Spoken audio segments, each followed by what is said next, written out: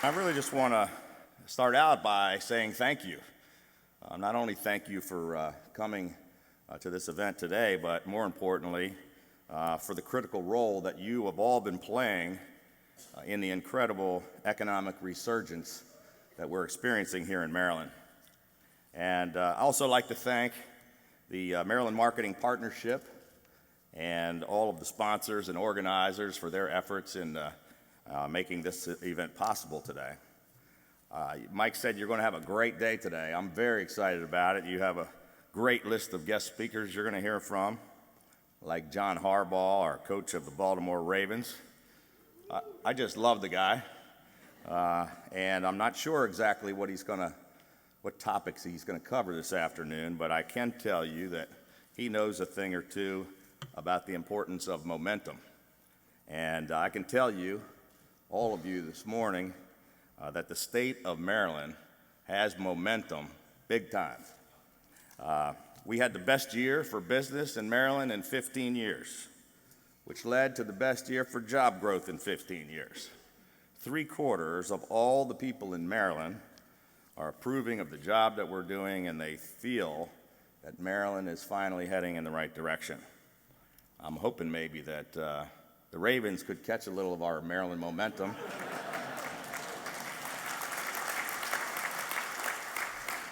Maybe have their best season in 15 years. But a little over 2 years ago, I stood on the steps of our historic State House in Annapolis, and I promised to put our state on a new path. I promised to create a more business-friendly future for Maryland. And as I was taking the oath of office, at that very same moment, signs were changing all across our state on our state highways to say, "Welcome to Maryland, we're open for business." Now, I think they used to say, "What's in your wallet?" I'm not sure what the slogan used to be, but saying that we're open for business wasn't just a catchy slogan to put on our state highway signs. It actually it defines our mission. It's who we are. It's why I ran for governor. We said we were going to help our businesses grow, put more Marylanders back to work, and turn our economy around, and we have been doing exactly what we said we would do. Maryland's economy is stronger than it's been in more than a decade. We've cut our unemployment rate down to 4.3%, added more than 100,000 jobs, and the people in this room have been a big, huge part of that success. You here in this room are the job creators. You're the backbone of our economy, and your success has been Maryland's success. Like many of you here in the room, I spent my whole life in business, in the private sector. Started a few businesses and ran them and grew them. This is actually, as Mike said, first elective office I've ever held. I ran for governor because the state that I loved, the state that I grew up in and started my businesses in, was in real trouble. We were way off track, heading in the wrong direction. Businesses, jobs, and taxpayers were fleeing our state in droves. We'd lost 8,000 businesses and 100,000 jobs, and our state economy ranked 49th out of 50 states. I ran for governor promising to turn our state economy around, and we have. In addition to having the best year for business in 15 years and going from losing 100,000 jobs to adding 100,000 jobs, Maryland's overall economic performance has grown from 49th to the 10th best overall economic performance in the United States.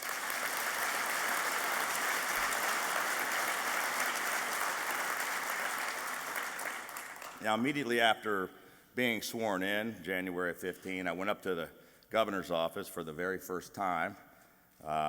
We hadn't even put pictures on the walls or anything like that. I walked in and had a stack of papers sitting on the desk, and I immediately, 5 minutes after becoming governor, eliminated over 100 job-killing regulations. We're not done yet.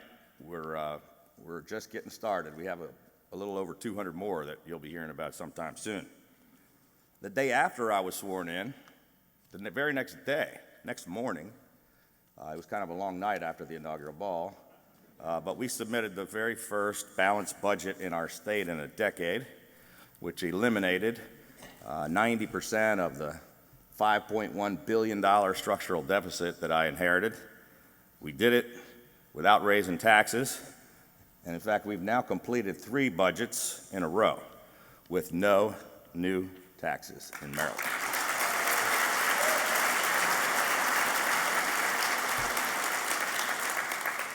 In fact, believe it or not, we've actually cut taxes 3 years in a row, which is something just previously unheard of and unthinkable here in Maryland. But we are getting it done. Again, we're just getting started, and we've got a lot more to do. We eliminated or reduced 255 fees all across state government for $120 million. We cut tolls at every single facility in the state. For the first time, tolls have been cut in more than 50 years. We sent $200 million in personal income tax rebates to overtaxed Marylanders. It was the largest tax refund in the history of our state. And we put all of this money back into the pockets of Marylanders, hardworking Marylanders, and small businesses, and back into our rapidly growing economy. When I ran for governor, I also promised that we would rebuild our state's transportation infrastructure, because after 8 years of neglect and mismanagement, and after $1 billion was siphoned from the Transportation Trust Fund, we had crumbling roads and bridges and some of the worst traffic congestion in the nation. Once again, we took action immediately, doing exactly what we said we would do. We're moving forward now on nearly all of the top priority transportation projects in every single jurisdiction all across the state of Maryland.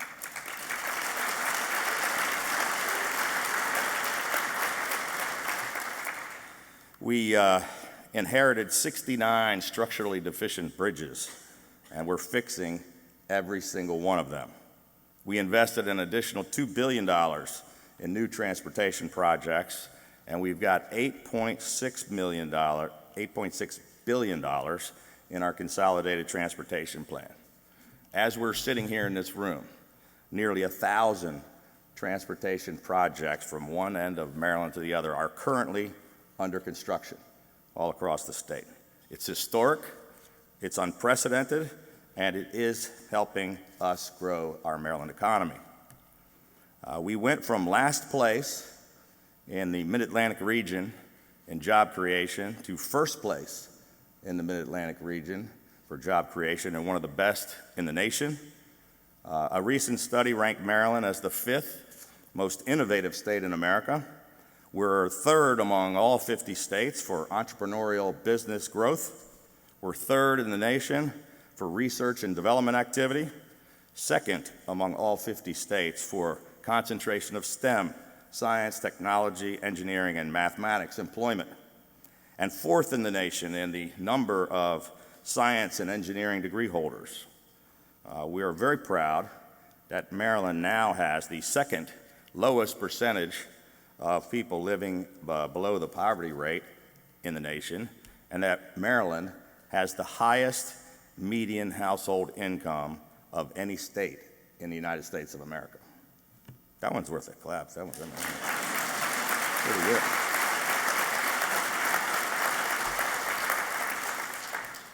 good. Together, we really have created an exciting resurgence of economic activity in our state.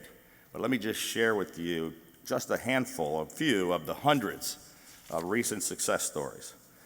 McCormick, which is such an iconic 128-year-old company, Maryland company, we worked with them very hard, and they've committed to staying and expanding in Maryland.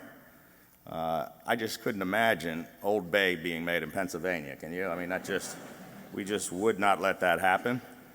We recently negotiated a deal with Marriott, another world-renowned Maryland company.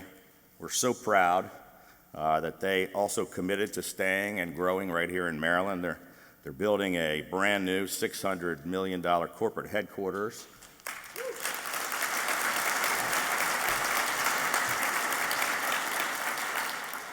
And you're all going to get the chance to hear very shortly from their great president and CEO, Arne Sorensen, just a few minutes.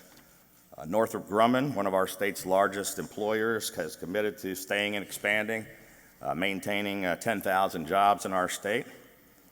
Under Armour, such a great homegrown Maryland company that's so proud of Maryland and Baltimore, they announced plans to open their new e-commerce distribution center at Trade Point Atlantic. So you'll be hearing a little bit later also from Tom Geddes of Plank Industries.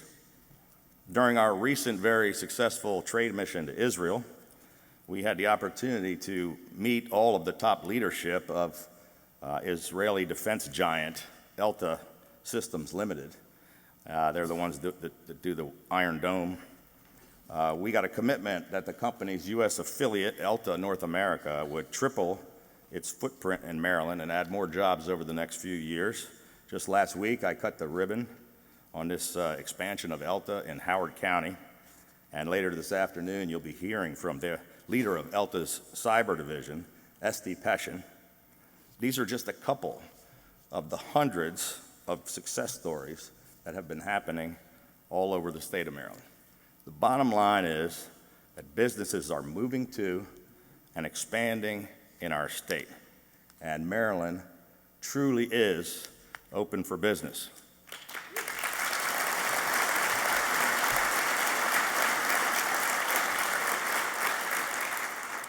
We've moved into the top 10 states in the nation for overall economic performance.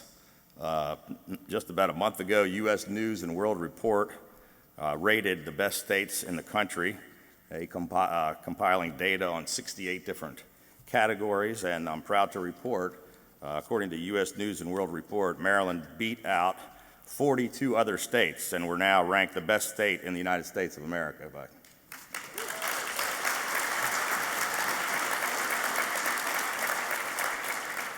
But we're just getting started. We still have an awful lot of work that lies ahead so that we can continue this momentum and so that Maryland can lead the way in growing areas like cybersecurity, innovation, and entrepreneurship. A few weeks ago, I was proud to sign our More Jobs for Marylanders Act, which will provide tax incentives for the creation of thousands more jobs in areas where we need them the most.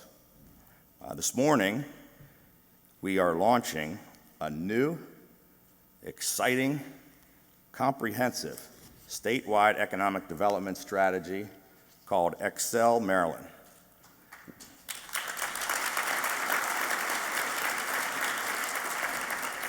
Everybody's clapping, they don't even know what it is yet.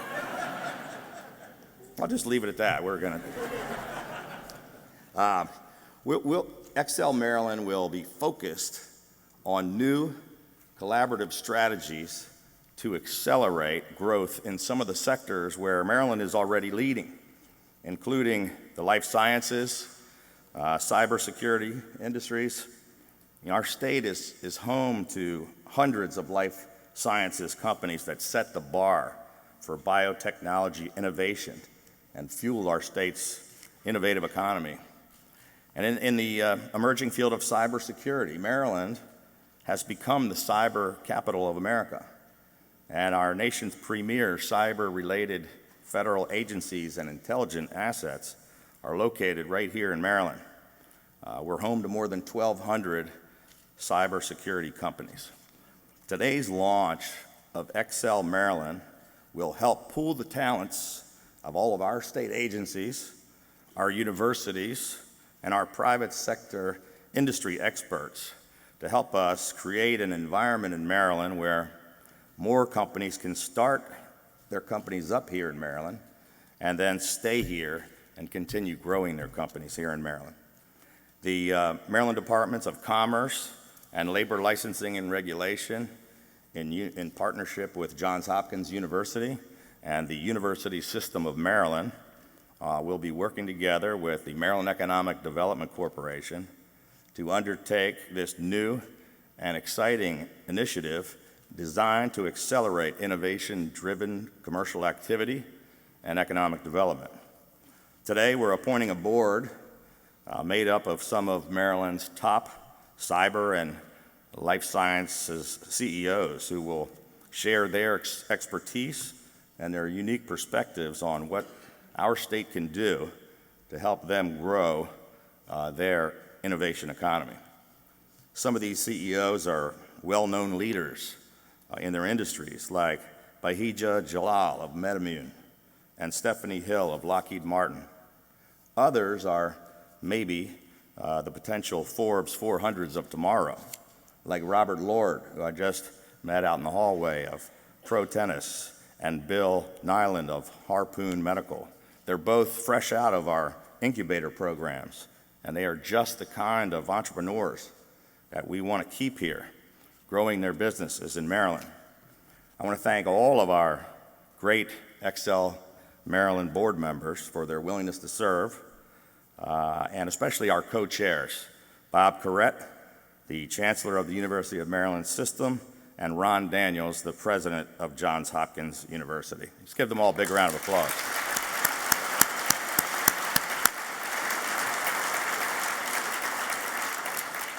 And I'm excited that Dr. Susan Wyndham Bannister will be leading analysis for our Excel Maryland team.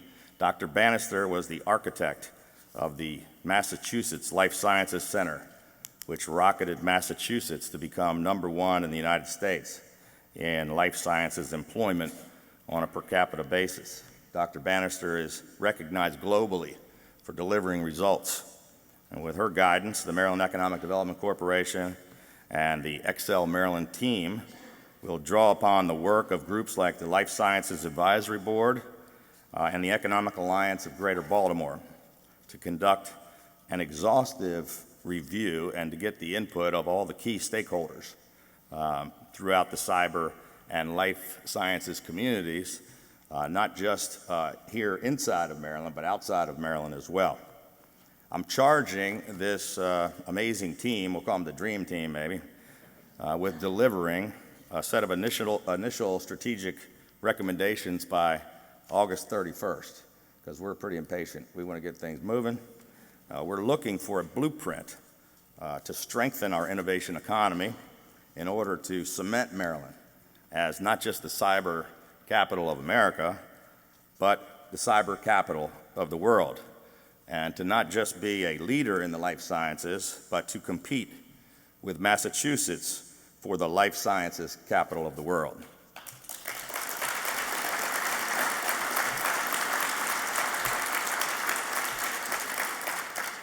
I just want to again thank all of you for joining us today for this first annual Governor's Business Summit. I want to thank you for being such an important part of our economic momentum and success. Maryland is open for business, and together we've made incredible progress over the past 2 years. It truly is an honor for me to be able to serve as your governor, and I promise to keep giving this job everything I've got every single day that I'm given. And with your help, I really believe that we can and we will continue to change Maryland for the better. So thank you so much for being here today.